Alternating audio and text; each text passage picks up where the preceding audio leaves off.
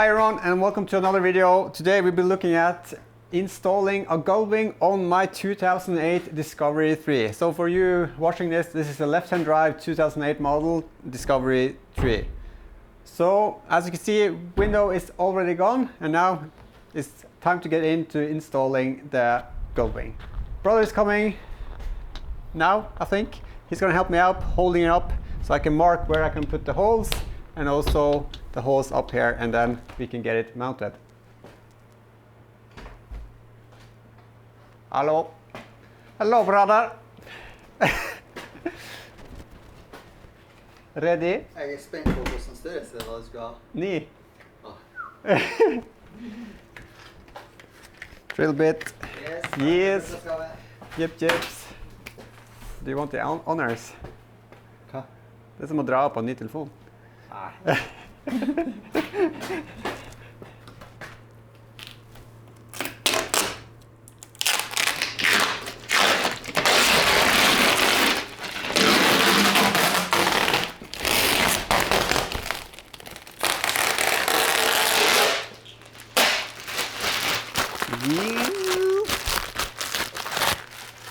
Det er vel egentlig bare å sette i gang, ikke?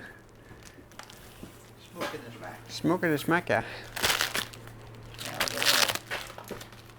Vi får se. Ja. Og er det dobbelt? Dobbelt der, ja. Dobbelt der. Litt trekk. Hæ? Litt trekk. Jeg slår av den her. Det er kaffe, hvis du vil ha. Den svarte. The black one. Hva er det her? Det er sjokolade. Njam. Chocolate, yes. Det er smøring. Sikkert nøtter i seg kvelden. Nei, det er lakris i midten der. Licorice. Det er blodtøyke.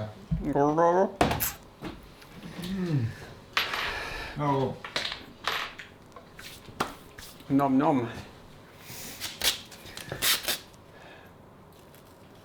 Jeg slipper å få i. Hæ? Ja. Treff noe dritt. Ja, det blir sikkert noe greit. Men, Jeg må sikkert rubbe litt etterpå. ja. Ja, det trenger seg en Liten rubb? Ja, det er det. Men nå er det jo bruksbil her, så det er jo... Jeg må bare få ta det verste. Men de bruker det for å markere...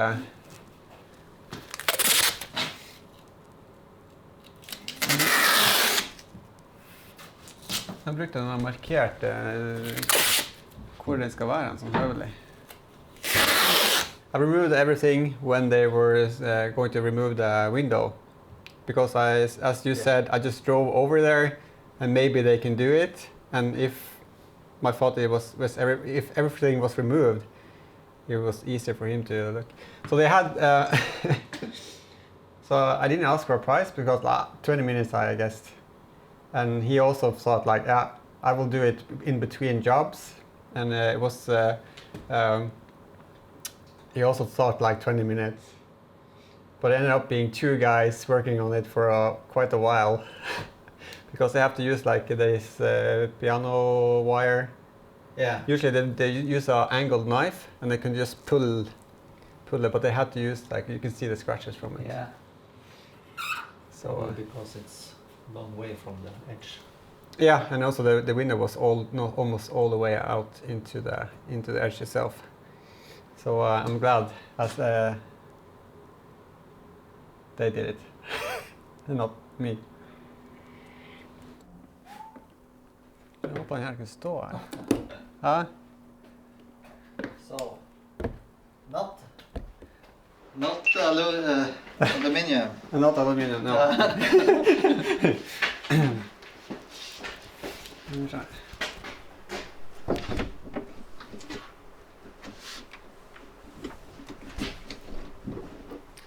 Jeg holder her med.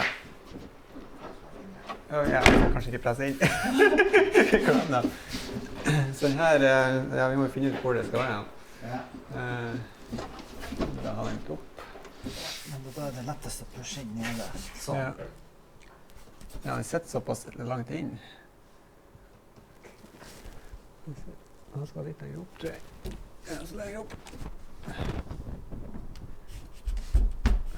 Går han lenger opp? Ja, det. Stopper han igjen. Det er gummi han stopper i. Prøv å slippe. Hvis du bare legger noen gummibånd igjennom hele veien, ja. Så vil det, selv om han ikke er helt inntil her nede, så vil han holde seg i høyden i hvert fall. Ja, men det er å få det hølene inntil.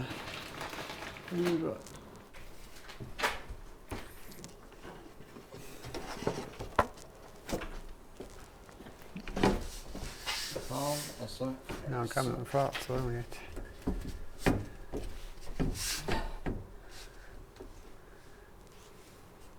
Ja, da blir han for langt ut her. Ja. Det går ikke. Nei, vi må bare ta sånn høvelig, tenker jeg. Og så får det bli sånn som det blir.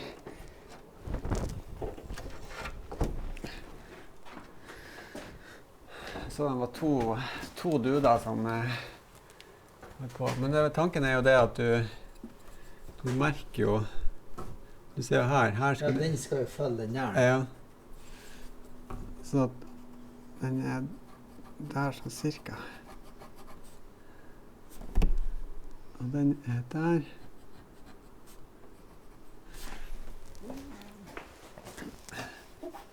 Det er sånn de gjør det på installasjonsvideoen i hvert fall.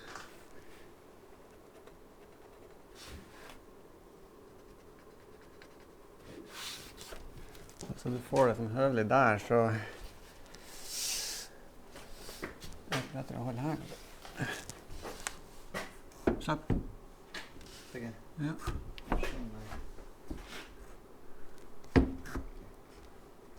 Men det skal ganske langt opp i det da.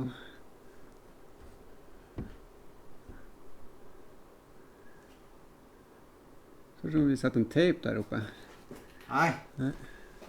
Har du tau her til dit, og tau der til dit, og så låser vi han av der. Ja. Hold det. Ja. Stau. Så har han rød. Ja.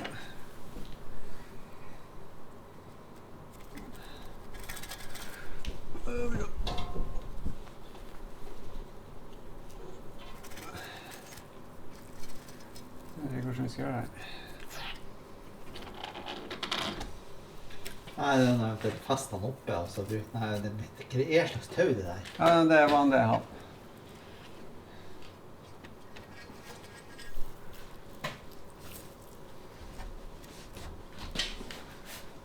Kommer han mye opp her nede da? Ja. Ja, da kommer han en del opp her nede. Ja, jeg tror vi må prøve oss å... Så han... Der. Tror vi er der. Ja, men ta han flere runder rundt. Ok. Stanga. Hold det nå. Ja. Bare ta han flere runder rundt for å justere. Ja. For da blir det ikke så tungt å holde det der. Så kan jeg holde det der, så kan du justere. Ja, og bare punch her.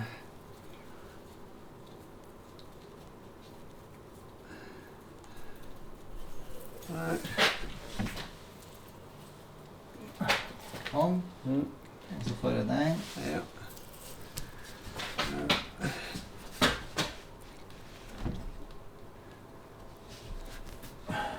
Litt her. Du må ta den litt over først. Så jeg får dra den der.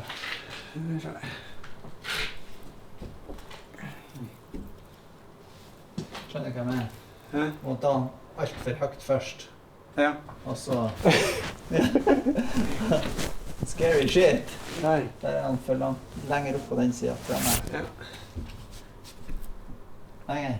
Lenger opp, lenger opp, lenger opp. Ja, det går ikke lenger. Han stopper jo opp Ja, igjen. sånn er. Ja. Får du til å stramme? Nei, det... Der. Sånn.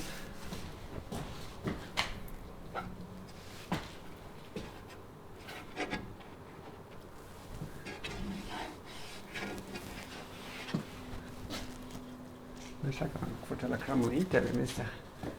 Det ser ikke så verst ut det her, altså. Nå flytter du på. Nei, ikke rart han.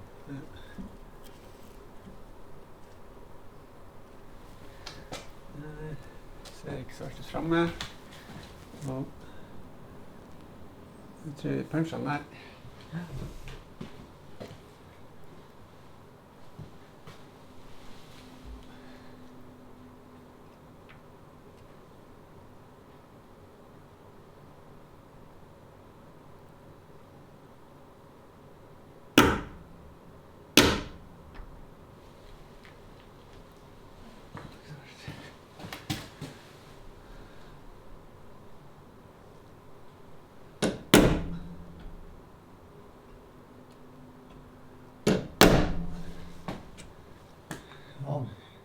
Høres ut som jeg puncher resten, men det... Nei.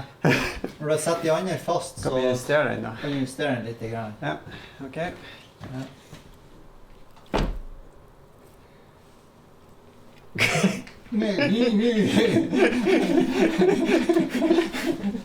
Ja, grader, varmegrader i hvert fall.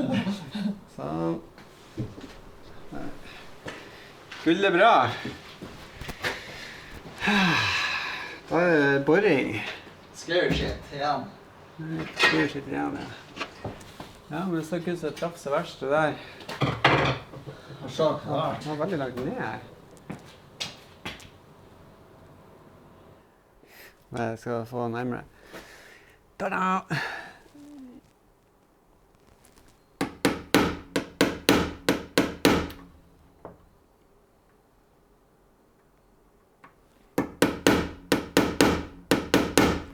Just making the marking a bit stronger, and so the drill doesn't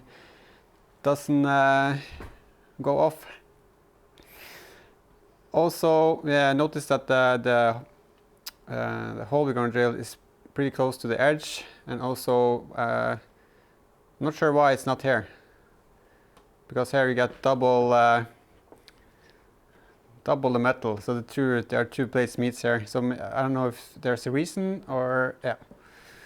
But now we have holes, and we can maybe drill another hole later.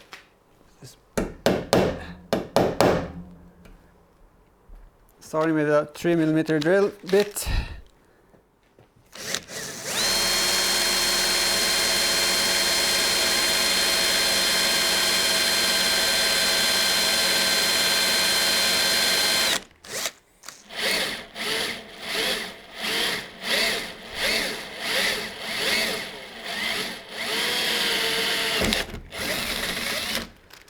Next one.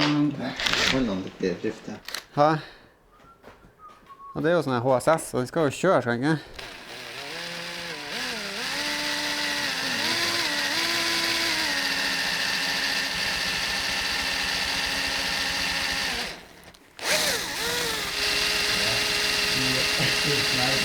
The hole in the car? Yeah. It's actually the first hole I'm making, or the second now.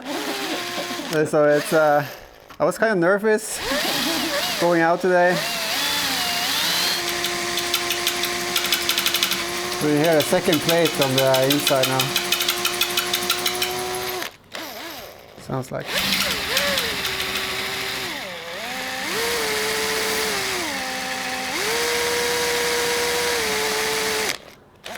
Det var så inåt.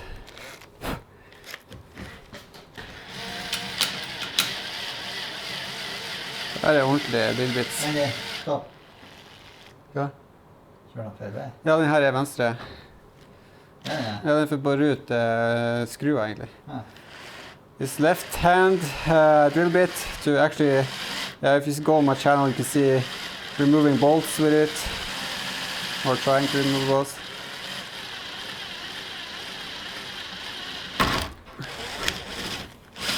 Du skal på 9, så vil jeg snart starte med det. Ok, fordi du vet hvor ekkelt det blir en boil når hølet er nesten så stort som boil. Ok, nå gjør vi det. Da begynner man å kaste på seg. Så det er bare en tanke. Ja. Så det er... Ok. Bitte litt. So my brother says that it's smart to... Bigger hole in car. Bigger hole in car. Ja, det er svart. Yeah, it's just a screen. Oh. Recording, important.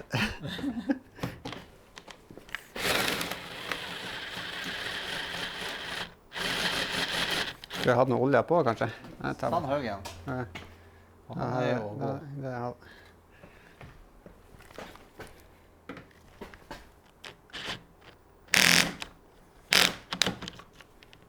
Vi har til kjørt.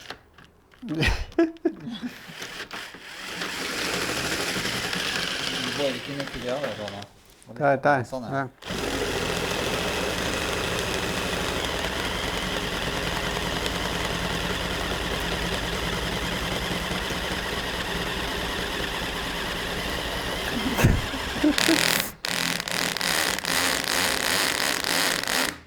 Hva har du ikke stilt den på hardt? Nå snart igjen da. Det er ikke så mye å ta tak i her, altså.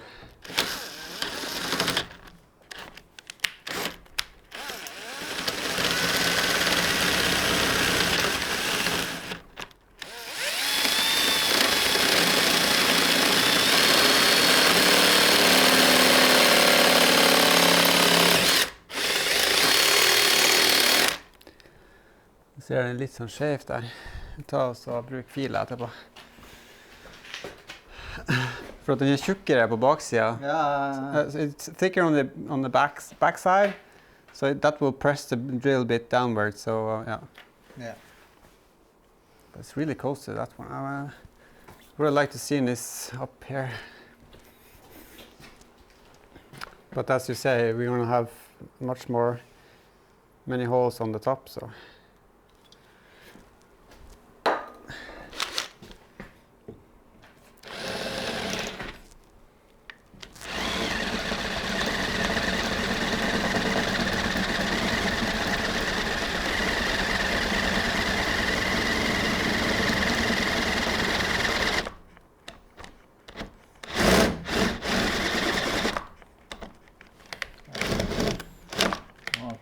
Tørre av fart.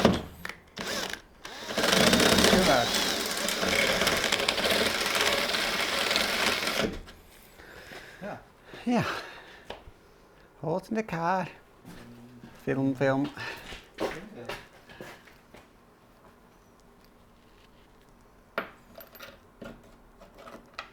just using a magnet to get most of the, what's it called? I don't know. Spoon. Spooning.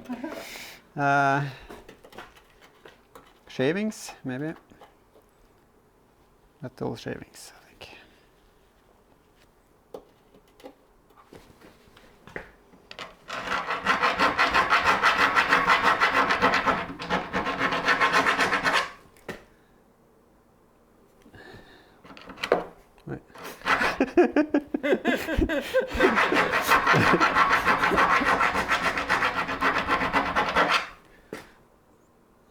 I don't want to make it too big either, so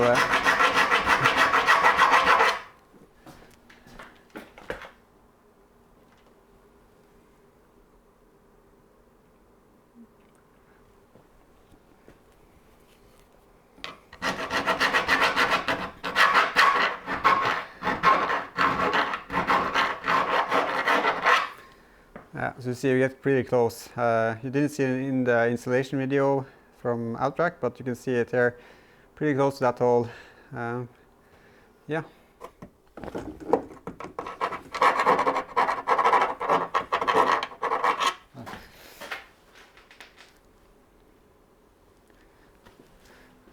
Det skal inn i der. Jeg så de slo den inn.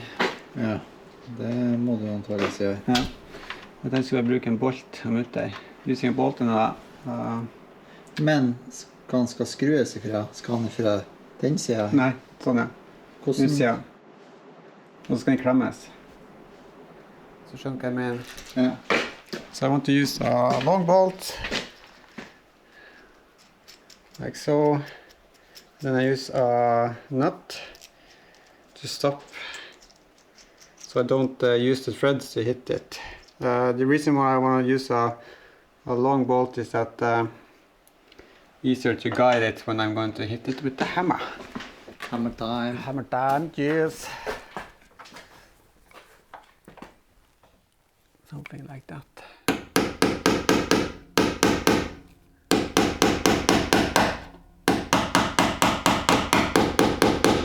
So, you have a kid's hammer. Yeah. It's not the size. That's one. Afterwards, That's pretty easy. Yeah. So they need to be pulled together. So that's going to be interesting. With my new tool. Let's do the second one. I think this is going to be an easier one.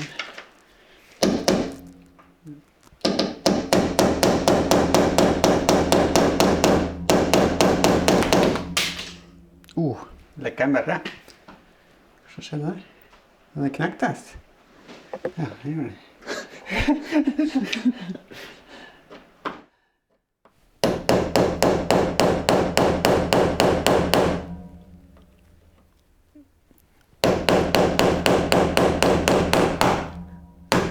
go.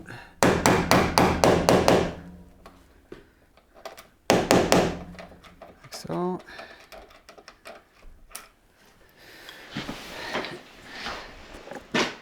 Actually broke straight off. Yep.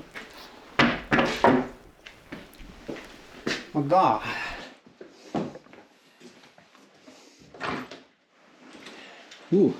then we have the new Fancy tool. fancy tool. Hopefully it's going to work.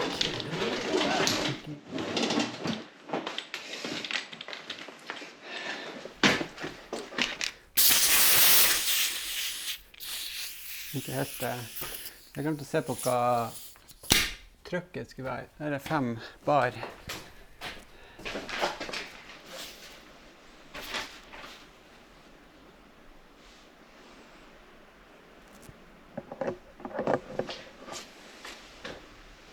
Eh, 0,7 MPA, hva er det for noe?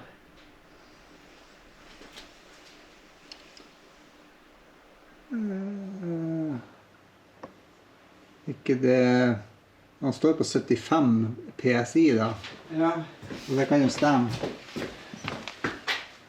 PSI og bar, men her står det her kilo per...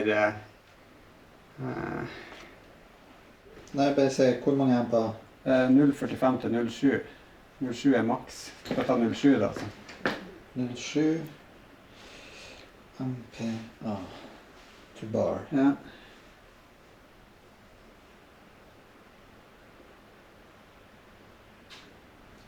Jeg liker 7.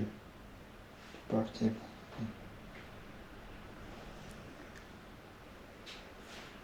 Bar.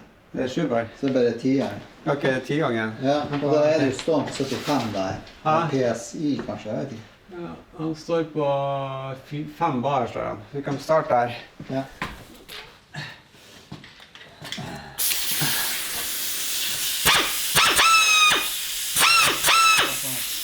Var ivrig. Ja. Sånn her.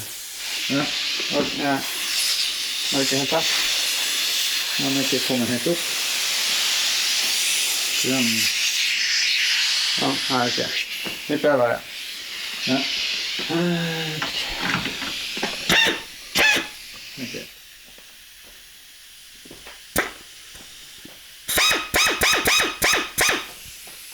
Prøv det.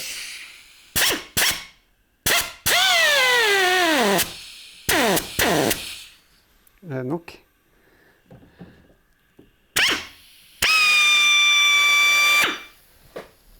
Jeg tør ikke ta mer.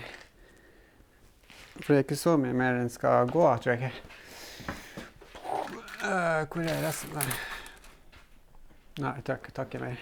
Ja, du ser jo inni her. Det er der du ser. Det er der han klemmes, ikke den bakre den. Ja, det ser ut som det. Ja. Jeg tror det er nok. Jeg skal sette på lim også. Guides.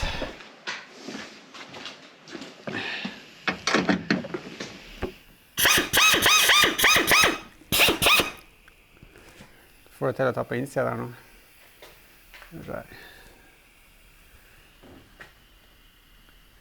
Ok. Ser det bra ut? Bare sånn, ja. For å se at den klemmes. Ja. Det ser ut nå hamrer han inn litt, ser du? Det ser ut som han har... Hammer han inn? Ja, metallet. Rundt der. Men det klemmer han jo i hodet. Ja, men du ser at jeg synes det ser ut som at den har presset ut den innerste plata litt. Jo, men den klemmer han i hodet. Ja, ja.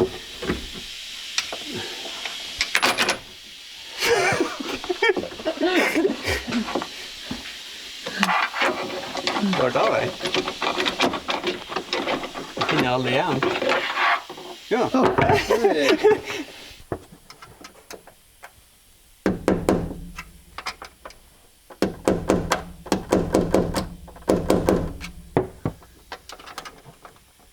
Det er bare sånn at han skal fortelle klem om. Rett.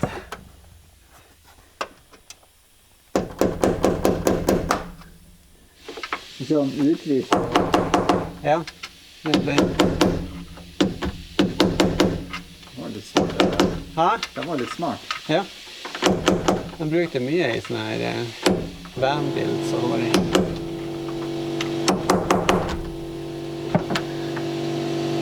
Ja, tenk at vi har den der.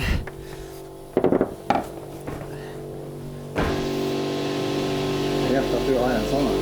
Ja. Jeg må finne at jeg trenger her opp noe av metall.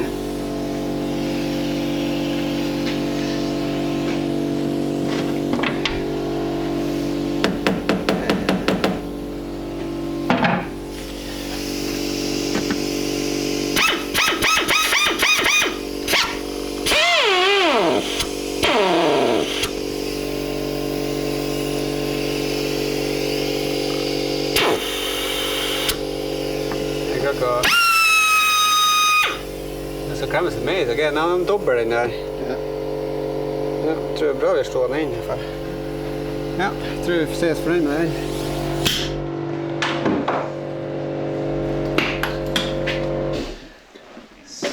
Okay, 2 first rivet nuts are in, looking okay.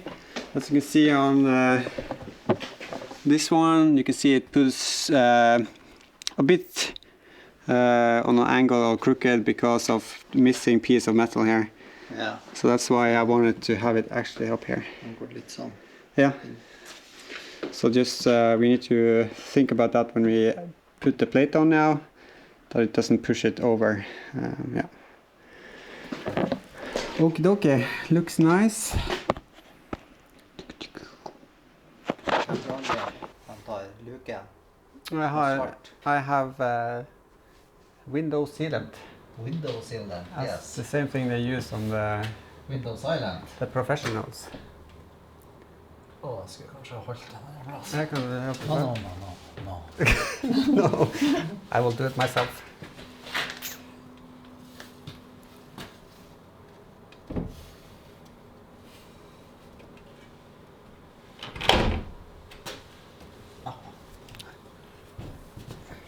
Ta den skrå først, tror du ikke det? Okay.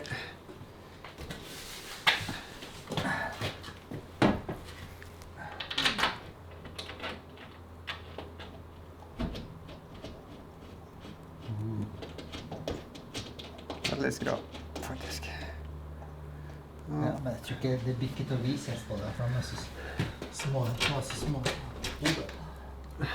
Ja, men det her er veldig skakt, altså. Den skal lenger ned.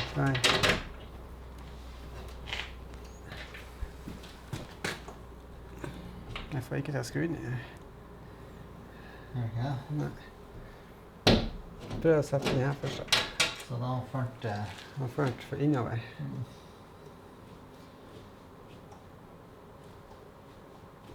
Sånn, prøv noen av dem.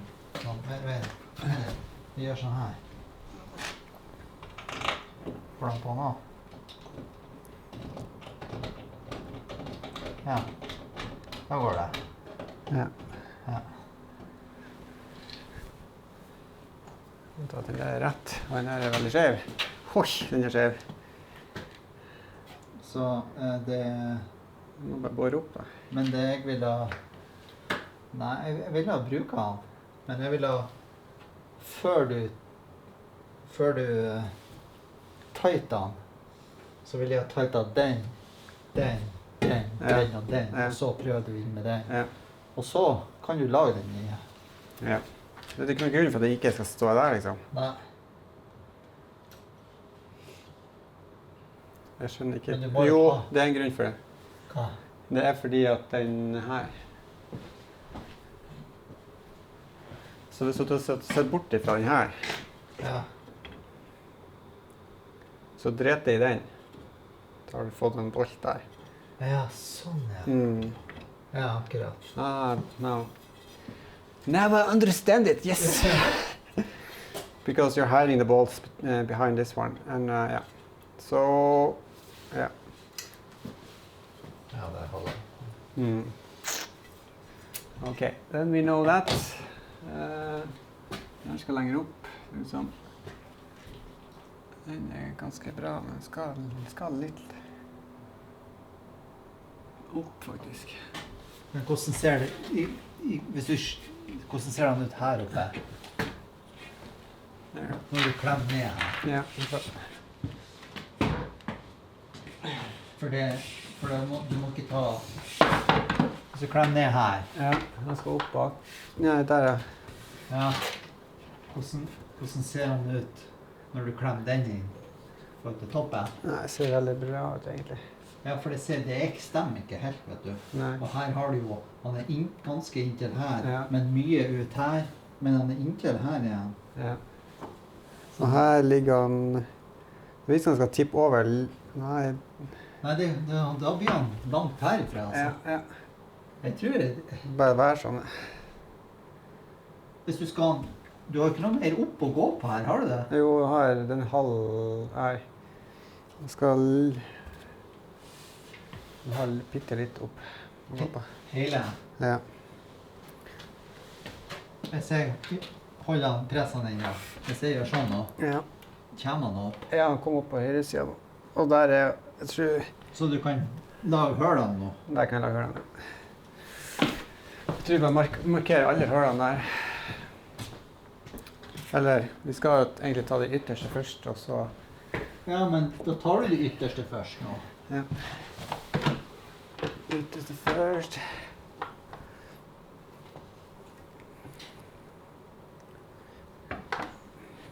Skal du... Det er det som er... Jeg vet, jeg har ikke noen flere hender. Nei, det Hjelp det med.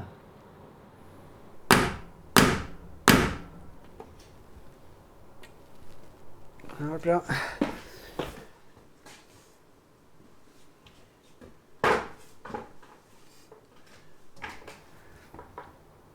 Skal du holde en ordentlig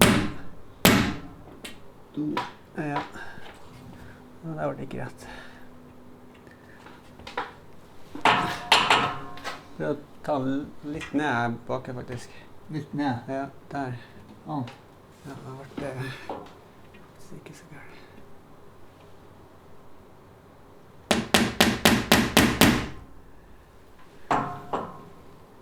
Ja.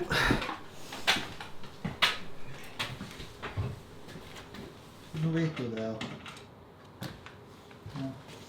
Ja, det Nervøs? ja. Ja, og så dekte han ut. Så Ja. der var han. Her da. Ja. Ja. Det er han. Veldig bra. Den her skulle vært lenger.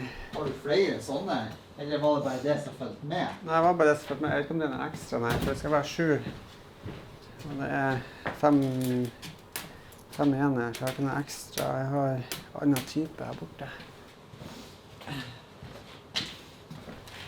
Nei, for poenget er at den er ikke skjev her. Det er kun den bakeren som har bøyd seg skjev. Ja. Ja. Ser du det? Ja. Fordi at når han klemmer seg i hopen, så har han vondt. Ja, på grunn av metallet. Metallet der, ja. Så det man kanskje skulle gjort, er å lagt noe annet metall imellom når man gjorde det. Ja. Samme tjukkelsen.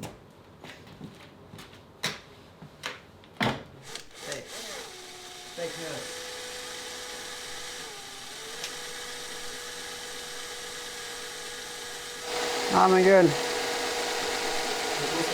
Ja, jeg skal prøve. Jeg lager flere øl. Hvis det er noe som blir for vanskelig, Ja. så du må hjelpe deg, så Ja. er det jo bare å vente. Ja, ja. Så er det bare... Det er vi er gode på det. Ja, hei.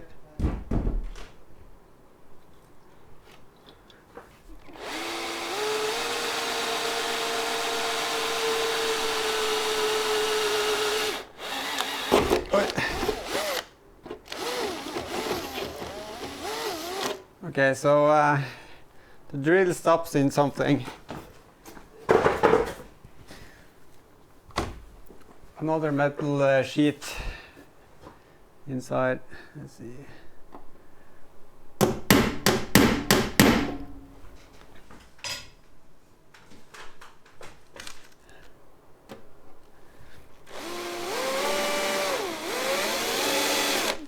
Okay, drilling hole in your car.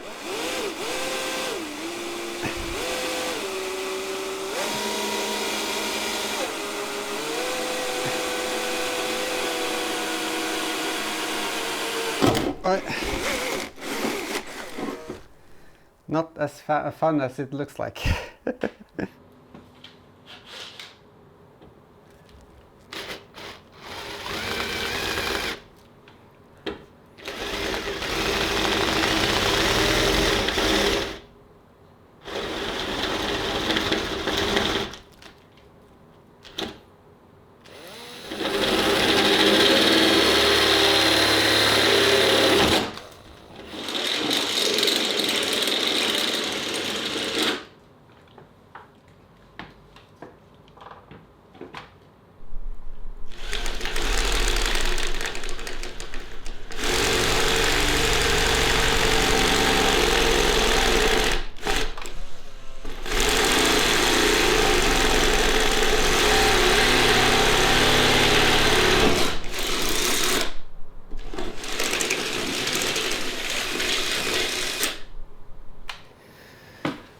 So that's 2 more holes in my car.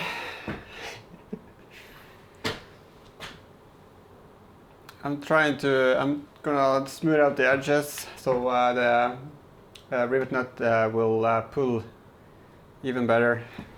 Let's see.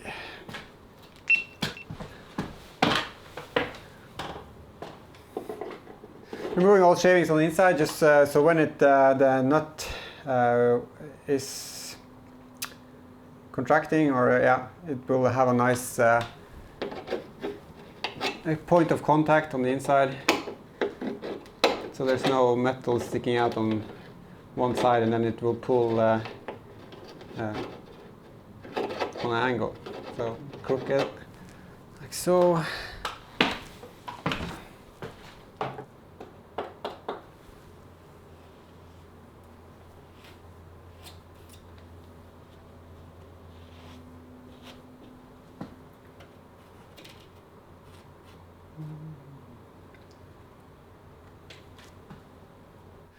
Okay, so next up, rivet nuts on the top, or the 2 on the edges, using the same technique here, hopefully.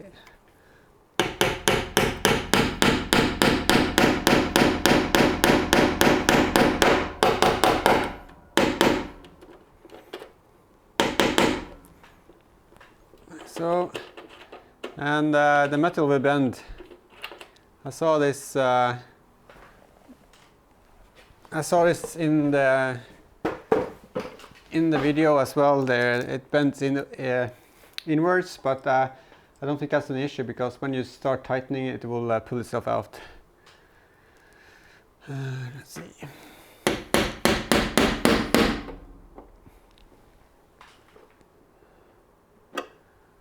Okay, that's.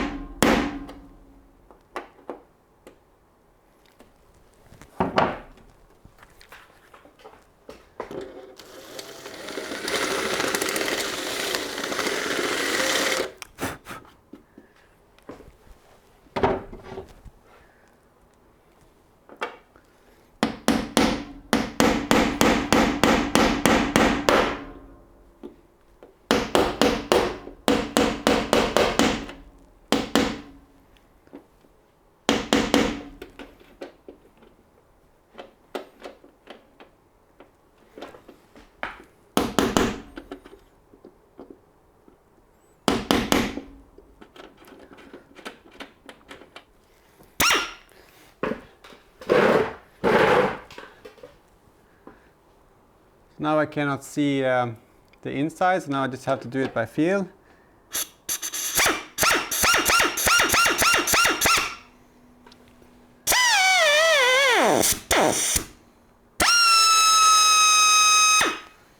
I think it looks really nice. So I'm using 5 bars. That's what's that? 5 bars, almost 75 psi. And this tool automatically stops.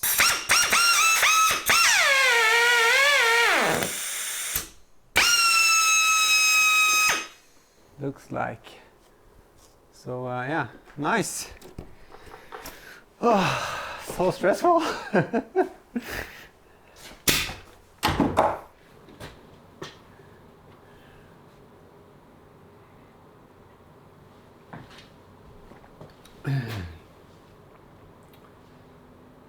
Hopefully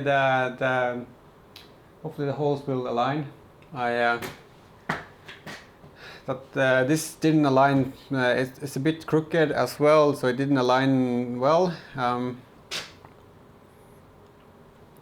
as my brother said, try and get the others to fit and then do this last.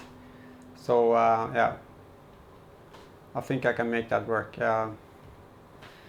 And it's going to be window sealant all around. So yeah, this is basically just guides, I think, and to secure it a bit. And then you have the sealant, which you basically holds the window in place.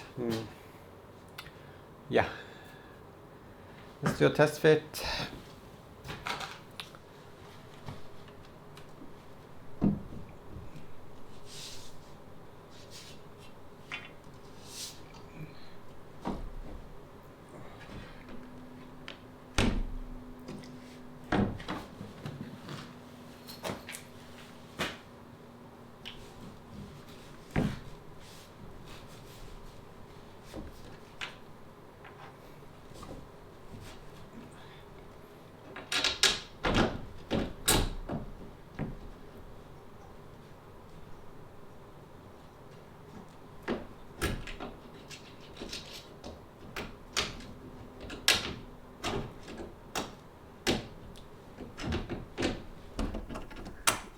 You'll definitely get someone to help you out.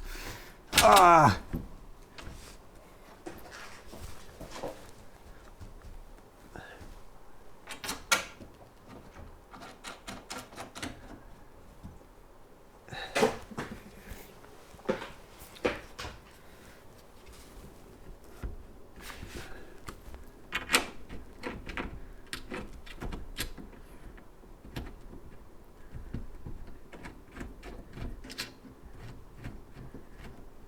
Okay, so that's aligned a bit, and then see.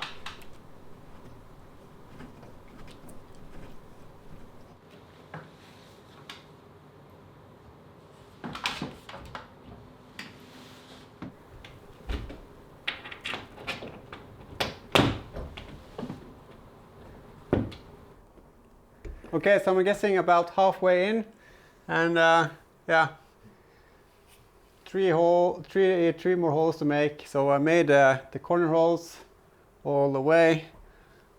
This one got a bit misaligned, so I'm not. I think there's a couple of reasons for that, but we can go into detail about that later if you want. Now it's just the 3 middle holes here which I need to do. Just mark them and then put in the rivet nuts. So if you have any questions about this installation, or yeah, just wondering about the Gullwing, put a comment down below and I will answer. And I guess Outrack also will go and answer the comments if you have some comments for them. So yeah, be sure to comment and also like the video and subscribe. More good content coming this way. And you can see here, have a package. Whoop. That's the shelf system from Outrack, which is going on the inside, but that's going to be another video, so that's coming later. But now, let's go get on and make more holes in my car.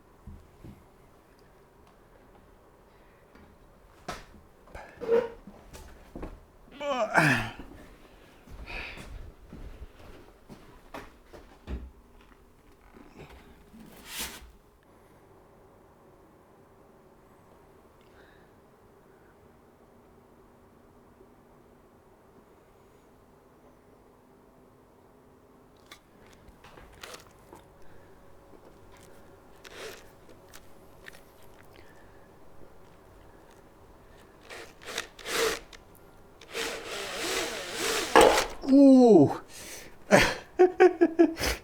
Not good.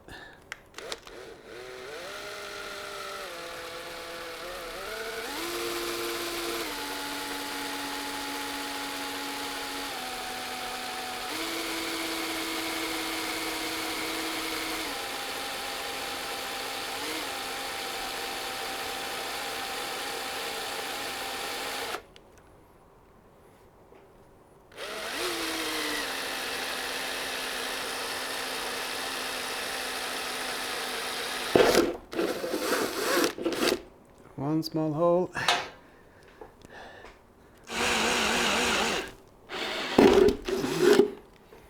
Two small holes.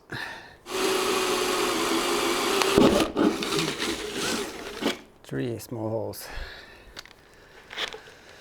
Okay, now the big holes.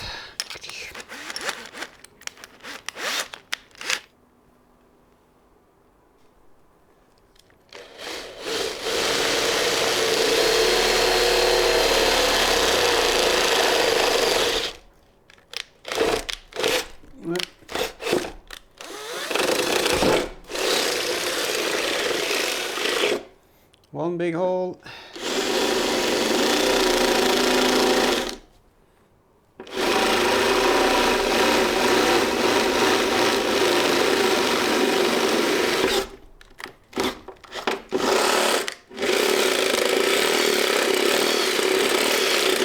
Two big holes.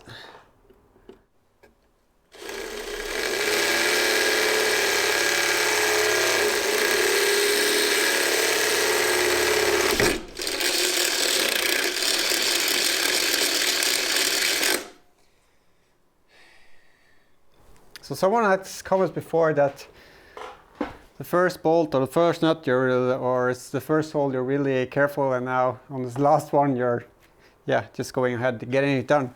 I don't remember. It's not that long ago.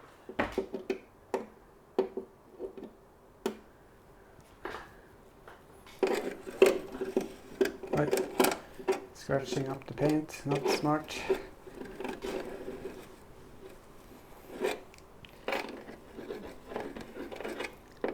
Probably, I don't know, since it's aluminium, but you maybe should have put something anti-corrosive here. But hopefully there shouldn't be it shouldn't be an issue, a big issue as far. I think there's other thing that's gonna corrode on this car before this is gonna be an issue. Okay, now to the last rivet nuts. Let's see.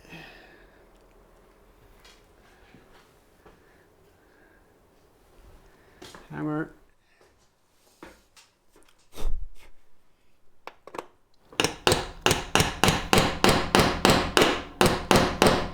Oi.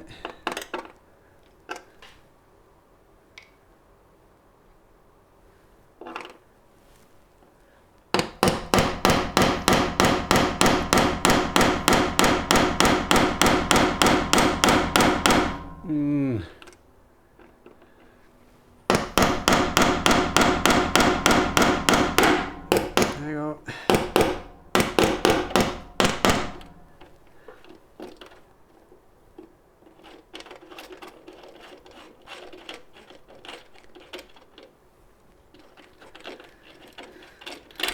That's one.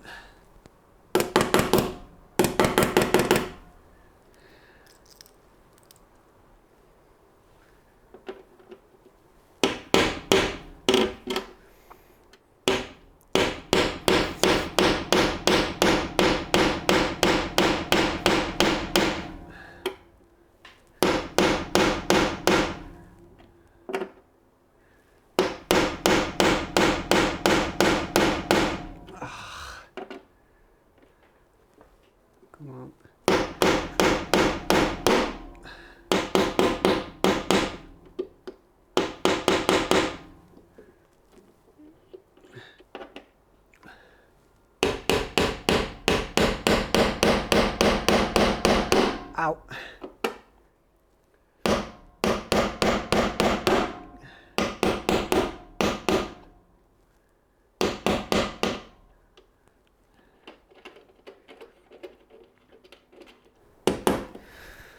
Okay.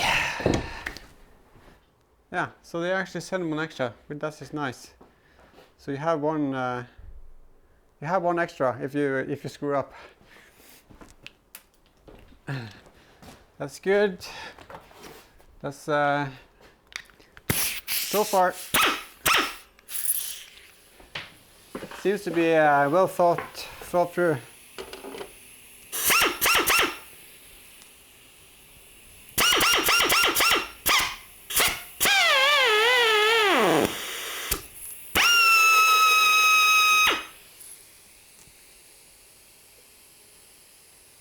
Yeah, so it doesn't align perfectly, these nuts.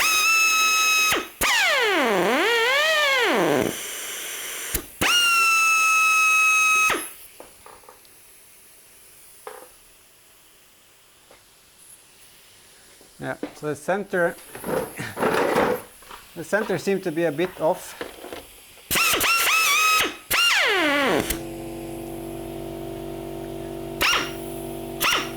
Just wait for a compressor. So the center on the, I don't know if you can see it, but the center of the bolt hole isn't quite center in the rivet nut, so there's probably some millimeters of offset on each of these. So there's probably gonna have a little issue of aligning.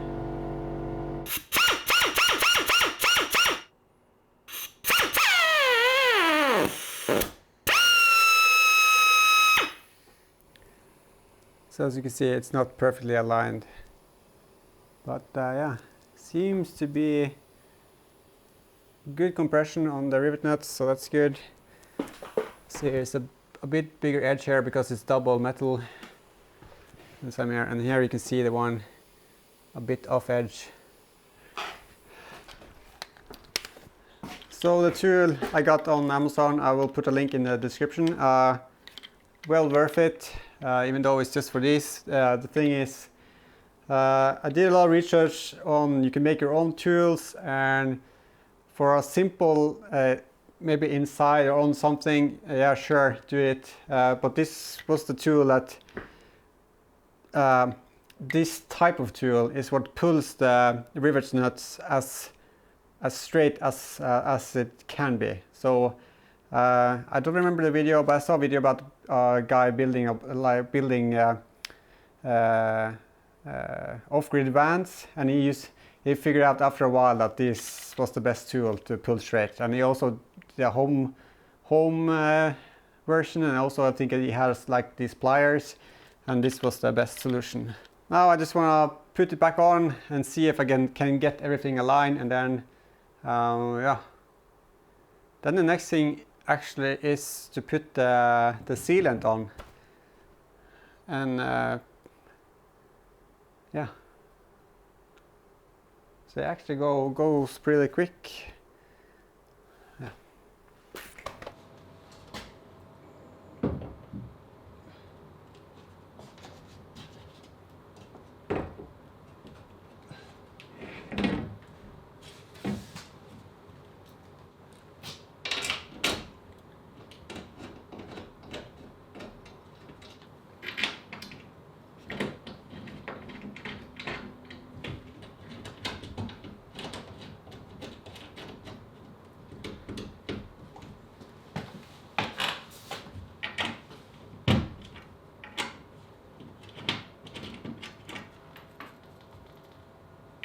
Okay, so let's have a look. So either I'm doing something very wrong, or the rivet nuts misaligns. But this is just too much, or it should forward, and it looks like it should go that way, but not that much. So maybe need to force it a bit. Yeah. I just think I can get to the hole. I just think that there's you're not going to get it perfect. No, none of the holes is going to be perfect, and everything is going to be like a bit off. You probably could spend a lot more time getting the rivet nuts to be even more perfectly aligned, but the rivet nuts in themselves don't align perfectly and don't compress like perfectly straight. So yeah. The good thing is that when you put on the window sealant, the plate actually sits a bit off, so it doesn't go this far in. So it's going to be flush with the rest of the body. So it's going to be, yeah, you can see here it's going to be out here instead of in there. So that's going to be, yeah. And there's a bit of tension in the metal plate, which means everything also is not like perfectly aligned. Looks like this.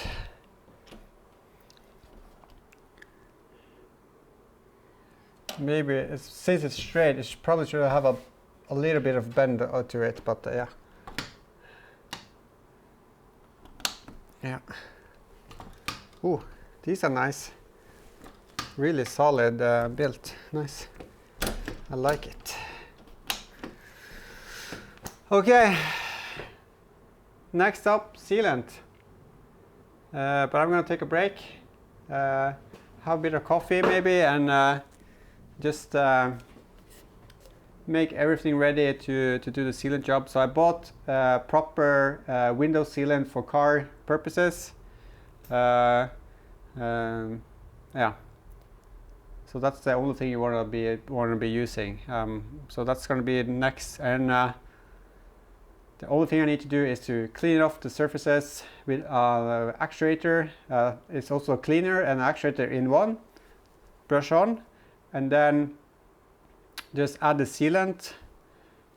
Put on the Gullwing, and then put on the bolts. And the bolts you want to start out and do it slowly, because you just want to screw it in until it's flush with the rest of the body, and then the sealant will harden and it will stay in that place. So the bolts are more like a guide, and the sealant it's what's really is going to hold it all together and in place. Yeah. Break. Okay, coffee break is over. Time to finish up this job. So I'm just gonna remove it and then start prepping for the window sealing, and then the window sealant, and then yeah, I will try and what's it called, the caulk gun, and yeah, lay a bead all the way around. I'm going to do some dry runs just to see the speed of the caulk gun. I'm not sure.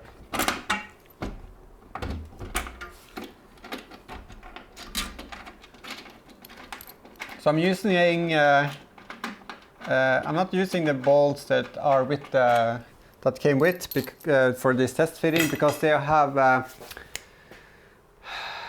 Loctite on them, and I don't want to ruin the Loctite or be stopped by Loctite. So when I have saved those for when I'm really gonna put it on the car.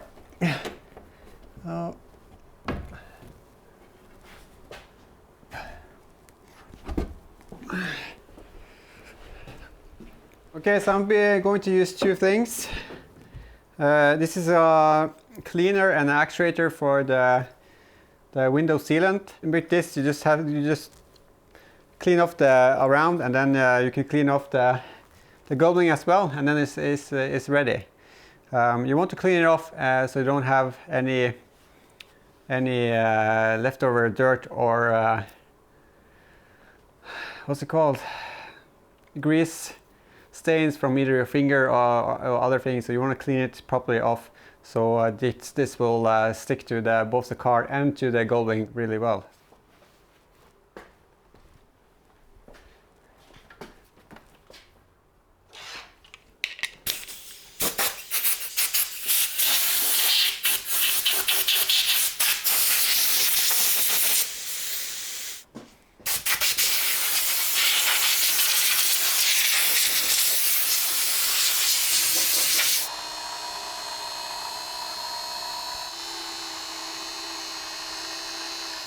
So the spacer here is made for front screen, the front window.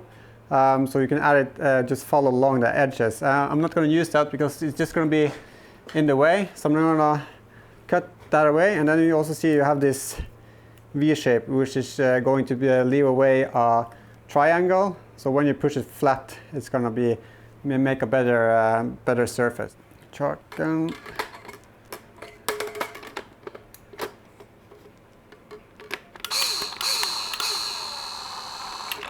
Time to do the cleaner and the actuator.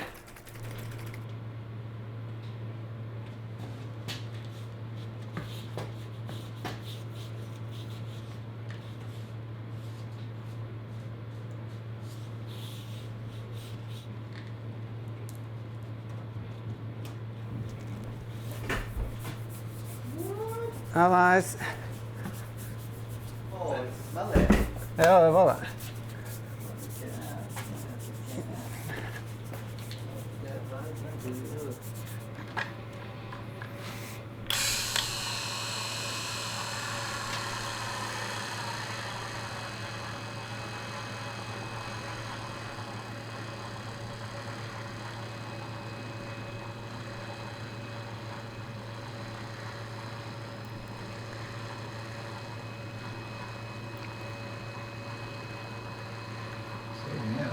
Ja, Så det var mye. det skal være sånn, ja.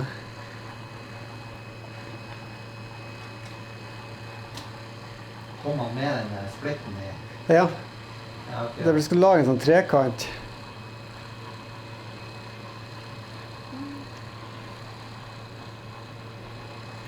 Det blir et bedre overflate der når den trykkes ned. Ja.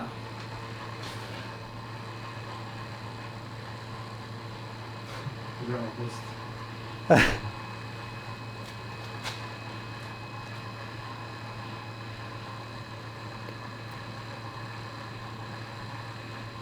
Ja, det ser bra ut det der.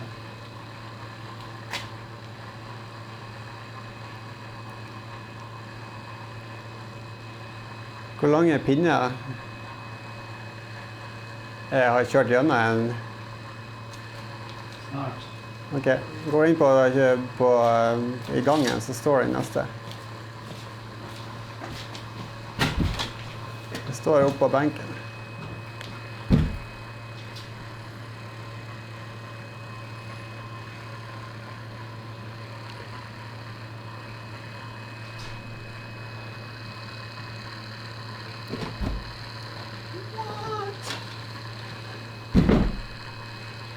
Yes.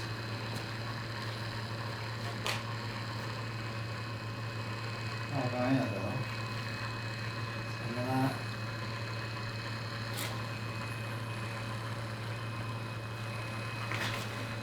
Bra det. Du må ikke komme opp i baken med ryggen din. Nei, bra.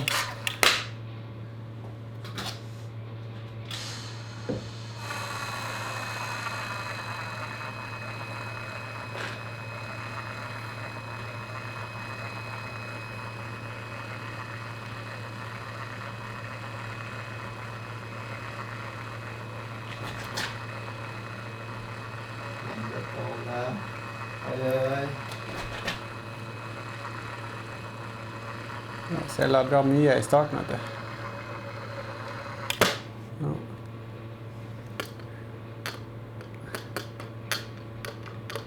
Så der.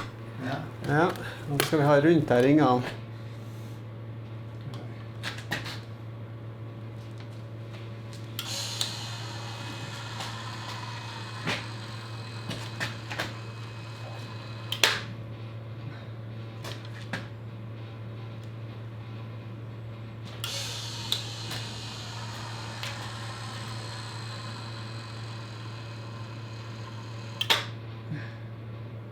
Og sånt.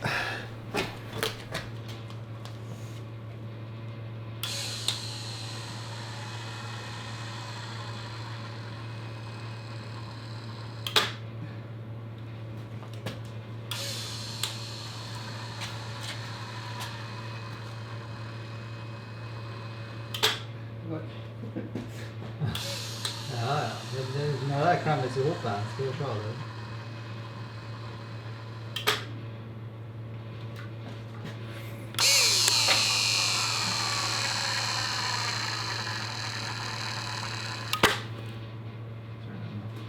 Ja, vi skal få fra den litt.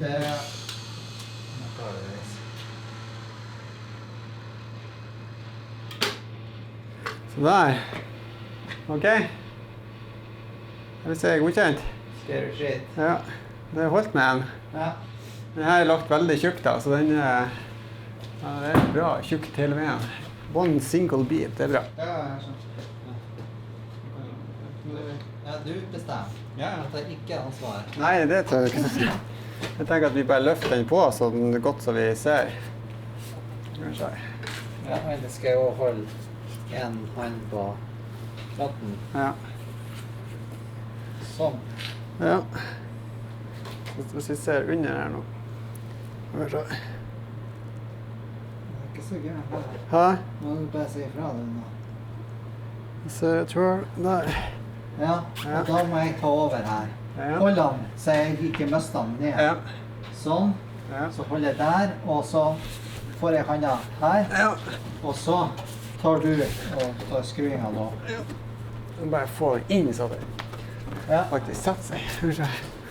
Den er ganske hard den her massen. Ikke rart han slet det her.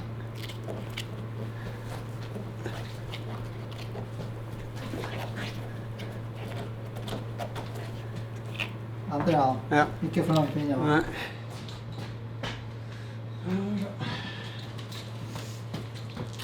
Ja, den får sikkert litt opp her. Ja, det skal den. Jeg lurer på om jeg skal ta de oppe først. Altså. Du kan jo ta den diagonal. Eller tar du den på venstre?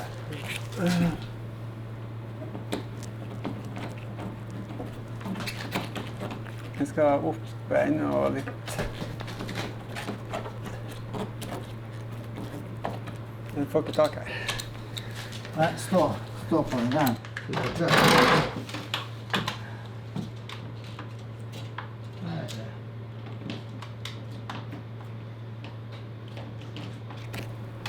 Jeg er redd for å også ikke skru rett, tror jeg. Og nå må han skikkelig opp for å få den her i. Nei, det var feil. Ikke den som skal. Den her blir vanskelig. Den her skal inn.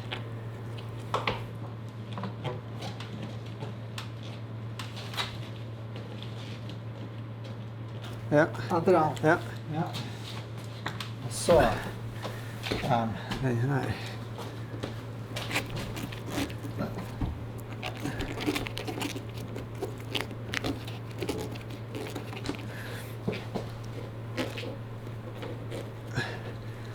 Sånn. Ja. Ok. Så her er han liggende. Han skal ikke lenger inn nede her, altså. Ser du det? Så her ser du, her tyter. Så her er det trykket. Her må vi dra noe etterpå.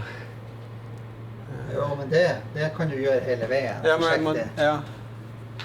Han vil jo tyte uansett, fordi Ja. at han er... Ja. Men han skal mer inn oppe. Ja, han skal mer inn oppe, og så vil jeg sette den her skruene her, så. Han har jo størrelse skjeg. Ja.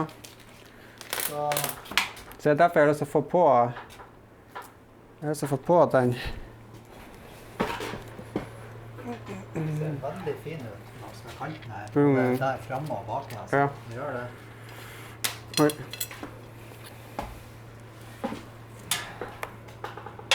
Yes, put more on the roof. More on the roof. For den i midten her så kommer til å være vanskelig. For den må fremover først.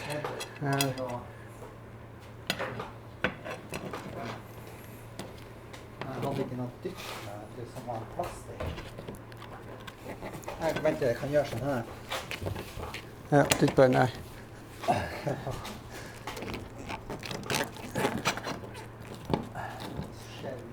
Jo, det kom. Det kom. Jeg hadde sett noe sånn høvelig der i hvert fall. Og den her er sånn at den her, ja, jeg tror ikke jeg skrur noe mer der.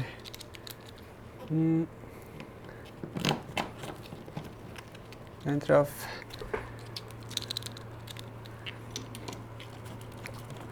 Den når ikke.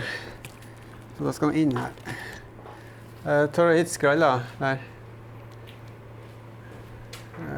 Skrall. Ja, det hadde ikke, nei, jeg hadde ikke noe å si. Nå må du slappe av. Jeg er slapp. Jeg vil bare at det ikke skal tørke. Det er sånn, tørke. Jeg er livredd for at det skal tørke. Ja, jeg skjønner. Og der, Skulle vi egentlig ha noen alternative skruer som var lenger, vet du. så... Den her når ikke. Fortsatt ikke. Hvorfor når han ikke? Nå må jeg legge den inn her da.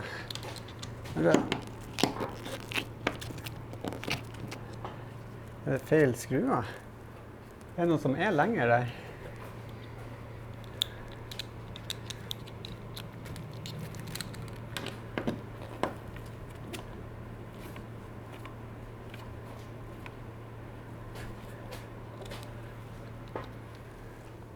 Det er en som er lenger, men det er jo en annen type. Ja, det er en annen type. Ja. Men det var jo rart. Det er jo merkelig greier. Ja, der kom han. Ja.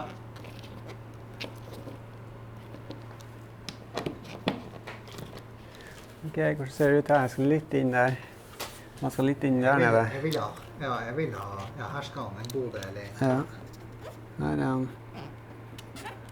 Der ser han fin ut der. Her skal han inn, ja. Ja. Så blir det med kant der. Fortsatt er det kant, altså. Helt på hjørnet her. Ser du det? Ja, jeg ser det. Jeg vet ikke om han snurrer nå, eller hva det er. Nei, nå begynner han å... Der kommer sikkert. Der jeg synes ikke verst ut. Så er den her. Jeg skal presse samtidig sånn her. Så skal vi øve her. Oi, her går gjengen over. Ja, men jeg får bare sette den her, og så får han holde til.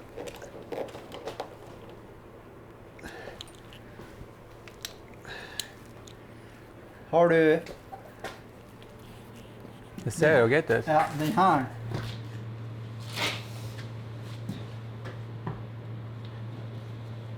Jeg skal litt inn opp der.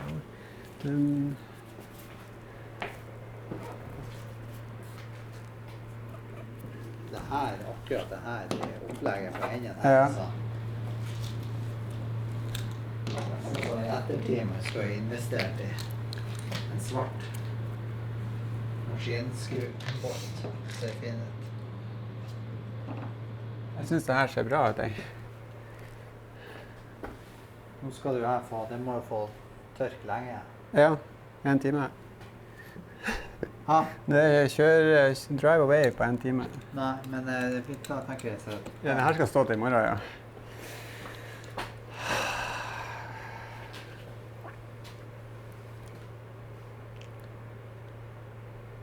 Ja, men bra.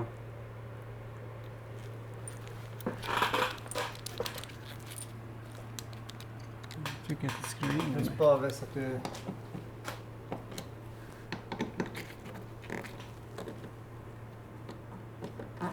Hvis det er lim inni hølene der nå. Ja, det er vanskelig å kjenne om at den tar eller ikke. Altså... Kan ikke mer? Nei, han tar noe nå. Nå må du kjenne på den her om den ble løs. Ja.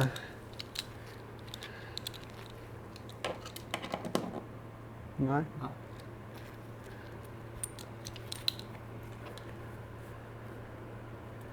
Men bare den sitter fint nå, så limes det her skikkelig fast, og så er det greit. Nå ser jeg det tyter jo ut her, så det blir jo...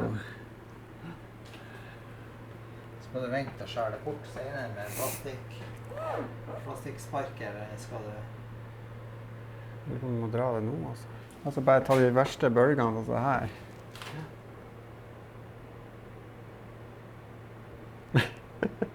Så, Det ble ikke noe like. nei. Nei. Derfor jeg sa du skulle hatt en sånn plastikkbit. Yes, all installed, or as good as.